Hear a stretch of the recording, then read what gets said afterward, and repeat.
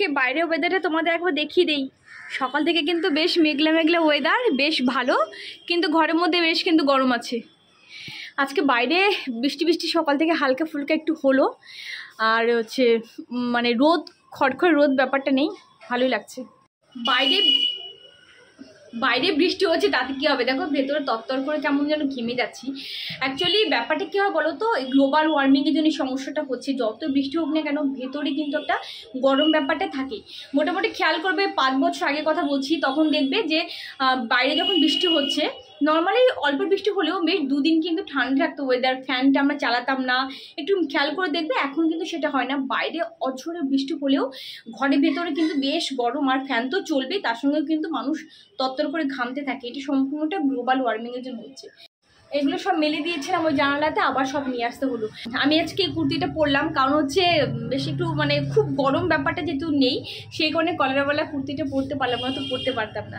যাই হোক, চলো, গুড মর্নিং সবাইকে। 11:30 প্রায় বাজে এখন, আর ওয়েলকাম করছি তোমাদের সবাইকে আমার নতুন আরও একটা ব্লগের সাথে। আজকে হলো শনিবার, এখন 11:30 বাজে তোমাদের বললাম। এখন রান্নাটা বসিয়ে দেবো, রান্না বসিয়ে দিয়ে তারপর বাদবাকি কাজকর্মগুলো করবো। তো দেখতে থাকো ব্লগটা, আশা করছি তোমাদের ভালো লাগবে। আমার এই মানি প্ল্যান্ট গাছগুলো দেখলে শান্তি লাগে। তবে কি জানো তো, এগুলো থেকে এখনও পর্যন্ত যে কেটে কেটে লাগাবো আবার নতুন করে, সেরকম পাকাপোক্ত খুব একটা হয়নি এখনও। তো যাই হোক, চলুক এইভাবে। তবে আমার পুরো ব্যালকানি সেলফটা একদম ভরে গেছে মানি প্ল্যান্টে। এই বাবুকে নিয়ে আসা হয়েছে এখানে পাতাগুলো না ঘরে থেকে কেমন যেন হয়ে গেছে, সেই কারণে এখানটায় নিয়ে এসে একদিন থাকবে, তারপরে আবার ঘরে রাখবো।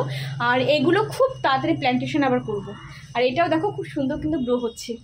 এনার একটা গতি হবে আজকে।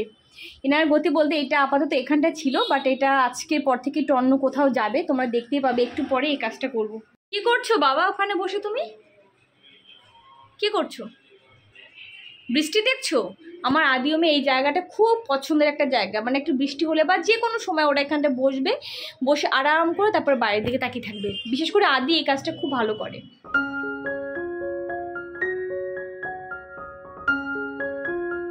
আজকে যেহেতু অনেকটা লেট করে ঘুম থেকে উঠেছি, বেশ একটু এনার্জি লাগছে। কারণ আদিমে স্কুল থাকলে তোমাদেরকে বললাম অনেক সকালবেলা আমাকে উঠে যেতে হয়। আর তারপর স্কুলে পরীক্ষা যখন চলে না, তখন আমার আরও যেন প্যালপিটি থাকে বেশি, তোমাদেরকে বলি আরও তাড়াতাড়ি ঘুম থেকে উঠে যাই। দরকার না থাকলেও উঠে যাই, বা বলতে পারো যে ঘুম ভেঙে যায়। তো সেই কারণে ঘুমটা ঠিকঠাক মতো পোষায় না। আবার দিনের বেলা বিশ্বাস করো আমার এক ফোঁটা টাইম হয় না। ব্লগিং আগে যখন প্রতিদিন ব্লগ করতাম, তখন তো কোনো প্রশ্নই ছিল না যে প্রতিদিন একটু সময় করে শোবো বা একটু ঘুমিয়ে নেব।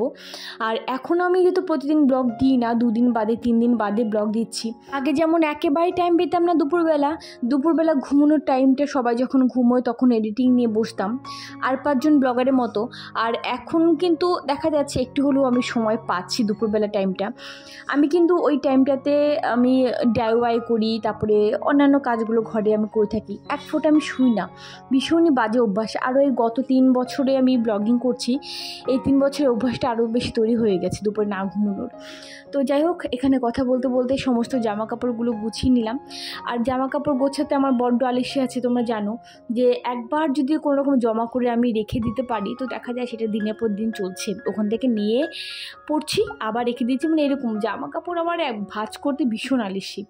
তো সমস্ত জামা কাপড় এখন কী করি, যখনই মোটামুটি আমি তার থেকে নামিয়ে নিয়ে আসি ঘরে, তৎক্ষণাৎ চেষ্টা করি আর কি গুছিয়ে নেওয়ার জন্য, তাহলে জমাটা আর সেভাবে হয় না। এখানটা এসে ভাত বসিয়ে দিয়েছি এই যে, আর এদিকে করে নেবো ডিম সেদ্ধ। 3টে ডিম আমি আর আদিওম, আমার হাজব্যান্ড যেহেতু নিয়েও বেরিয়ে গেছে সকালবেলা, দুপুরবেলা খাবে না। আর এখানটা কাঁঠালের দেখো দানাগুলো আমি রোদে শুকোতে দিয়েছি। আর ওই যে বাইরে বৃষ্টি বৃষ্টি ওয়েদার, মেঘলা মেঘলা পুরো একদম আকাশ। আর যাই হোক, আজকে তুলনামূলক কয়েকটা দিন তুলনায় বেশ ঠান্ডাই আছে। আর এখানটা আদিওম বলছে মা পেয়ারা খাবো, পেয়ারা মাখিয়ে দাও। আর তোমরা জানো কি সাংঘাতিক পরিমাণে ওরা পেয়ারা ভালোবাসে, তা বলার মতো না। পেয়ারা যদি ঘরে থাকে, আদার্স কোনো ফল ওরা খাবে না, কোনো কিছু খাবে না, শুধু পেয়ারা মাখাই খাবে। তারপরে পেয়ারা মাখার মধ্যে অনেকটা পরিমাণে দিতে হবে লেবু, অনেকটা পরিমাণে দিতে হবে লঙ্কা, ব্যাস, আর কিচ্ছু চাই না, তাহলে ওদের খাওয়া হয়ে যাবে। তো পেয়ারাটা অনেকটা এখানটা হচ্ছে, বড় বড় 2টো পেয়ারা। আর এখন কিন্তু পেয়ারার মোটামুটি সিজন, বর্ষাকালে কিন্তু বেশ ভালোই কিন্তু পেয়ারা ওঠে। আর এই পেয়ারাটা কিন্তু তোমরা বাচ্চাদেরকে প্রতিদিন দিতে পারো, কারণ এখন দেখবে কম দামে তোমরা পেয়ে যাবে পেয়ারা। আর কিছুদিন পর যেমন পেয়ারার দাম প্রচুর বেড়ে যাবে, কিন্তু এখন একটু কম দাম আছে। যাই হোক, আমাদের 12 মাসকাল কিন্তু পেয়ারা খাওয়া হয়, আমিও বড্ড ভালোবাসি, আদিমও ভালোবাসে। আর এখানটায় দেখো আমি ডিমের কষা করে নেবো আজকে। পেঁয়াজ রসুন, একটা পেঁয়াজ দিয়েছি, রসুন দিয়েছি 3 থেকে 4টে কোয়া দিয়েছি ছোটো ছোটো, একটুখানি আদা দিয়েছি, কাঁচা লঙ্কা দিয়ে দিলাম একটুখানি ধনিয়া গুঁড়ো, একটুখানি হলুদ। আর এর মধ্যে কিন্তু আমি কিছু দেবো না, মানে শুকনো লঙ্কার গুঁড়ো বা জিরে গুঁড়ো এসব কিচ্ছু আমি দেবো না। তো এটা দিয়ে একটুখানি কষিয়ে নিই, তারপরে জল দিয়ে দেবো ব্যাস। আর একটা জিনিস করবো, সেটা হলো পাট শাক করবো। এটা অ্যাকচুয়ালি বসিয়ে ওদিকে ভাত হচ্ছিলো আর এদিকে ডিমের কষাটা আগে করে নিলাম। আর পাট শাক হচ্ছে আমি কালকে রাত্রেবেলা নিয়ে এসে কালকে রাত্রে আমি বেছে রেখে দিয়েছিলাম, কারণ ওই যে বললাম যে কোনো শাক জাতীয় জিনিস না, কিছু কিছু খাবার যদি মনে করি সকালবেলা রান্না করব তাহলে না হয় না আর কি, লেট হয়ে যায় শাক বেছে নিতে। আর শাক বাছার ক্ষেত্রে আমি ভীষণ খুঁতখুঁতে, অনেকক্ষণ বসে আমি শাক বেছে তারপরে ধুয়ে রান্না করি। আর এখানটায় রসুন সোমবার দিয়ে দিয়েছি, কালো জিরে সোমবার দিয়ে দিয়েছি। এবার পাট শাকগুলোকে, এখানে 1 আঁটি পাট শাক আছে, বেশি নেই। পাট শাকগুলোকে এবার একটু ভাজা ভাজা করে নেব, তার মধ্যে দিয়ে দেবো হলুদ, লবণ, কাঁচা লঙ্কা। কাঁচা লঙ্কাটা তো সোমবারে দিয়ে দিয়েছিলাম, রসুন আর কালো জিরে যখন দিয়েছিলাম। বাস এটা যখন ভাজা ভাজা হয়ে যাবে ভালো করে, এবার এর মধ্যে আমি দিয়ে দেবো এবার মটর ডাল। মটর ডাল কিন্তু আমি এর আগে সেদ্ধ করে রেখেছিলাম। আর মটর ডাল কিন্তু একদম মানে কি বলবো, ভেঙে গেলে হবে না, মানে খুব গলে গেছে এরকম করলে কিন্তু অত টেস্ট লাগে না, খারাপ লাগে না, তবে একটু দানা দানা যদি থাকে অনেক বেশি ভালো লাগে খেতে। তো ব্যাস এইভাবে খানিকক্ষণ জাল হবে, তারপরে নামিয়ে নেব। খেতে অপূর্ব স্বাদ হয়। আর এটা হচ্ছে গ্রাম বাংলার একটা অত্যন্ত জনপ্রিয় খাবার, পাট শাক দিয়ে মটর ডাল কিংবা মুসুরির ডাল, লাউ শাক, কুমড়ো শাক দিয়ে মুসুরির ডাল, মটর ডাল, হেবি ভালো লাগে খেতে। আর এখানটা জল দিয়ে দিয়েছিলাম মাঝখানটা, দেওয়ার পরে জলটা টেনে নেওয়ার পরে এরকম মাখা মাখা হয়েছে। তো এই যে মটর ডাল দিয়ে পাট শাক আর ওই যে ডিমের কষা, এটাই হচ্ছে আজকে আমাদের দুপুরের লাঞ্চ মেনু। ডিএমএ এক্সাম হয়ে গেছে, ওরা এখন তার পড়বে না, আর ড্রয়িং করতে বসে গেছি দেখো। আর ওরা মোটামুটি দিনে ফাঁকা পেলে ড্রয়িং করে, বিশেষ করে সন্ধ্যেবেলা যে মাথায় ওদের কী ভূত চাপে ভগবান জানে। পড়া বাদ দিয়ে তখন করবে ড্রয়িং, আর আমার তো এখন মাথা গরম হয়ে যায়। বিকেলের পর থেকে বিভৎস পরিমাণে গরম পড়েছে। আর আমার এই ঘরে খাটের অবস্থাটা একবার দেখো, কি জামা কাপড়, ব্যাগ থেকে শুরু করে বই। আমি এসছি এখন রাত্রেবেলা করবো বিরিয়ানি, কারণ ওদেরকে বলেছিলাম পরীক্ষা হয়ে গেলাম বিরিয়ানি করব। তো মাঝখানে দোকান থেকে কিনে এনে দিয়েছিলাম, কিন্তু দোকানে বিরিয়ানি ওরা একদম খেতে চায় না, মানে মা তুমি বানিয়ে দাও। তো বেশ অনেকদিন ঘরে তৈরি করা হয় না, আর তো সেই কারণে ভাবলাম আজকে পরীক্ষা যখন হয়ে গেছে করি।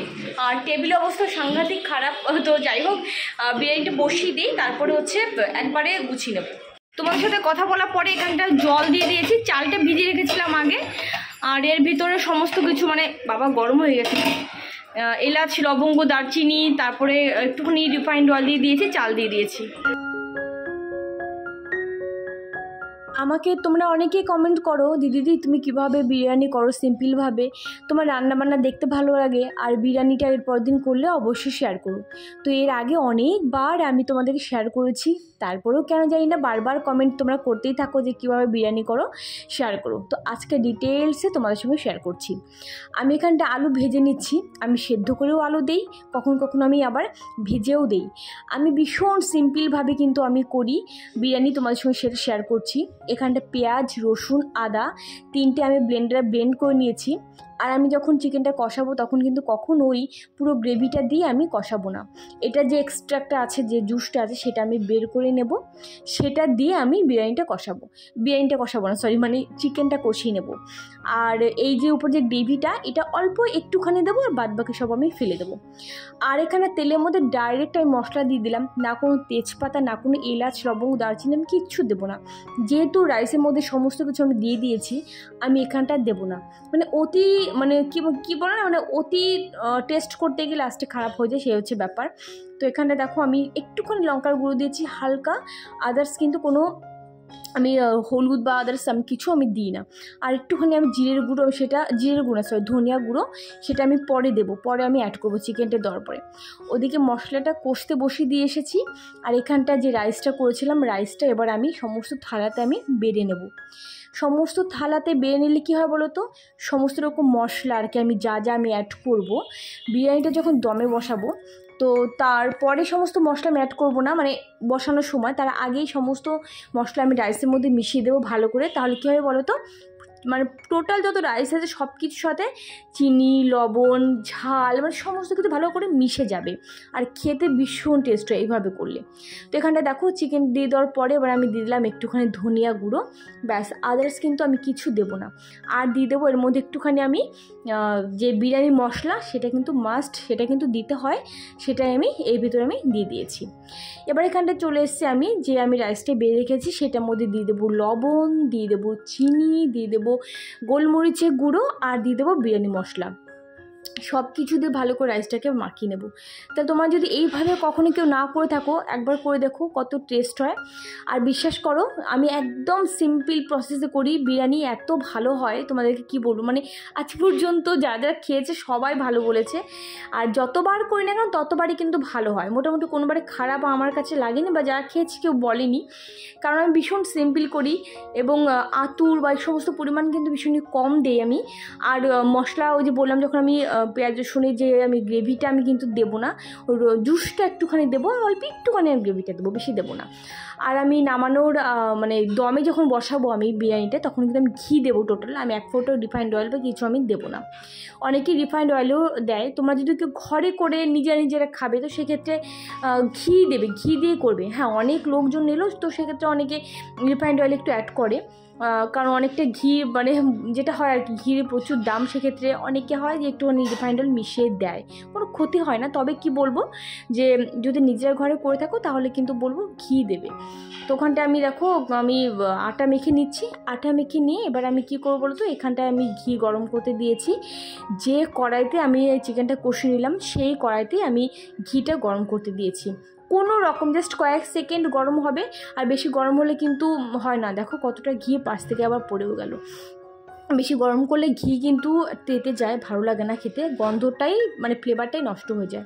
আর এখানটা দিয়ে দিচ্ছি ওই গোলাপ জল, তারপরে কেওড়া ওয়াটার, যা যা সব কিছু অল্প অল্প পরিমাণ দিয়ে দিলাম। আর ওই ঘিটা তো আগে দিয়ে দিয়েছি, আতরও দিয়ে দিয়েছি, ব্যাস এবার আটা দিয়ে আমি আটকে দেবো মুখটা। খুব সুন্দর হয়, বিশ্বাস করো। তোমরা যদি কেউ কখনো এভাবে না করতে পারো, না করে থাকো, অবশ্যই একবার ট্রাই করো। ওইভাবে মানে ডাইরেক্ট গ্রেভিটা কখনোই চিকেনের মধ্যে কষানোর সময় দেবে না, কারণ ওইটা যখন আমরা এরকম দমে বসাবো বিরিয়ানিটার সমস্ত মশলা কিন্তু চলে গেলে পুরো বিরিয়ানির মধ্যে মশলা মশলা হয়ে যাবে, খেতে কিন্তু ভালো লাগে না, আমার কাছে তো ভালো লাগে। বিরিয়ানি ওদিকে দমে বসিয়ে দিয়ে এসছে আর আমি একটুখানি আসলাম এখানটা বসবো কি, এবার ফ্যানটা আবার তো অফ করে দিয়েছি, ফ্যান যদি অফ না করি তোমরা আবার শুনতে পারবে না। মানে আমি যখন ভিডিও মানে এডিট করি তখন আমার কাছে বিচ্ছিরি লাগে, আর আমি আজীবনই যখনই তোমাদের সঙ্গে কথা বলি, যত গরম পড়ুক যত যাই হোক, আমি ফ্যান অফ করি, এই করি, ভয়েস ওভার করি। এত মানে কি বলবো, গরমের মধ্যেও আমি হয় এসি চালিয়ে নিয়ে করি, আর আদিম যদি ওই ঘরে থাকে, ওরা টিভি দেখছে, সেই মুহূর্তে আমি ভয়েস ওভার করবো, আর গিয়ে ওরা ওই ঘর থেকে আসবে না, তখন আমাকে এই ঘরে গরমের মধ্যে করতে হয়। যাই হোক, ওদিকে দম বিরিয়ানি না, বিরিয়ানি দমে দিতে বসে এসেছি। আর যাই হোক, আর হচ্ছে অনেকদিন পর আজকে বিরিয়ানি করলাম। আর আদিও আমরা বাইরের বিরিয়ানি সেরকম একটা খেতে চায় না, মানে খায় না বলবো না, অবশ্যই খায়, কিন্তু মানে খেতে চায় না, বারবার করবো না তুমি বানাও। আর আমার মানে মাঝখানে রেস্ট্রিকশান খুবই ছিল, মানে কি বলবো, খুবই মানে হালকা ফুলকা খাবারগুলো খেয়েছি আমি, সেরকম কিছু খাইনি। তো আজ বানাবো কাল বানাবো এই করে করে করে প্রবার, তো আজকে আমি বানালাম। তো সেই কারণে আদিও ভীষণ খুশি, আদিও ওই ঘরে টিভি দেখছে। এটা হলে ওদেরকে খেতে দেবো, বারবার করে রান্নাঘরে যাচ্ছে আর এইভাবে নিঃশ্বাস নিচ্ছে, মানে গন্ধ শুকছে, ঠিক আছে। আর বলছে মা কি ভালো গন্ধ বেরিয়েছে, তখনও কিন্তু গন্ধই বেরোয়নি, তবু বলছে মা কি ভালো গন্ধ বেরিয়েছে। তো যাই হোক, আমি এখন 5 মিনিট বসবো এই ঘরে, একটু রিল্যাক্স করবো, কারণ সেই সন্ধ্যা থেকে কন্টিনিউ আমি দাঁড়িয়ে আছি, তো একটু বসবো, রিল্যাক্স করবো, তারপরে আমি যাব। এটা শুকিয়ে গেছে, তার মানে এটা হয়ে গেছে মোটামুটি। আদমে আর ধৈর্য ধরছে না, চলো অফ করে দিলাম। এখানটায় যে থালাগুলোতে করেছিলাম না, মানে বিরিয়ানির চালটা ঢেলেছিলাম, তারপরে মশলাটা মাখালাম, মশলার মধ্যে বিরিয়ানি মশলা আর চিনি লবণ আর গোলমরিচের গুঁড়ো, থালাগুলো না রেখে দিয়েছি, মানে ঢেকে রেখে দিয়েছি, এগুলোতেই খেয়ে নেবো, আর এক্সট্রা কোনো থালা বের করবো না। আদিও বলছে মা কাঁচের থালা বের করো, আমাদের কাঁচের থালা ড্রয়ারেই রয়েছে আমার, কিন্তু আমাদের না কাঁচের থালা বের করতে হবে না, ওখানটায় যেহেতু 4টে থালা 5টা থালা আর কি, একটা থালা ওখানটায় রয়েছে, ওটাতেই খাবি, আর আমি থালা এখন বের করবো না। তো এখানটা বিরিয়ানি হয়ে গেছে, হওয়ার পরে এবার আমি আটাগুলোকে সব ছাড়িয়ে নেব। আর এই কাজটা করতে এত বিরক্ত যে লাগে আমার বলার মতো না। তো যাই হোক ছাড়িয়ে নিলাম। আর বিরিয়ানির গন্ধটা যা এসছে না, কি বলবো, আমার এখন দাম পয়সা করছে, এখন দেখে আমার খেতে ইচ্ছে করছে। যাই হোক এবার ওই থালাতেই বেরিয়ে নেবো। আদিম বলছে যে আমাকে কাঁচের থালাতে দাও, আমার কাঁচের থালাতে খেতে হবে না, এই থালাতেই খাও। তো এখানটা আমি খাচ্ছি, আমার হাজব্যান্ড খাচ্ছি, সবাই খাচ্ছি। আজকে খেতে খেতে ব্লগ তাহলে আর বড় করবো না, এই পর্যন্তই রাখবো। আর হ্যাঁ, আমি যে প্রসেসে করলাম বিরিয়ানি, অবশ্যই একবার ট্রাই করো, দেখবে অসাধারণ হয় সত্যি। লবণ আর মিষ্টি সমস্ত কিছু ব্যালেন্স খুব ভালো থাকে এইভাবে মিশিয়ে করলে। তো চলো আজকের মতো সবাইকে টাটা করছি, সবাই ভালো থেকো।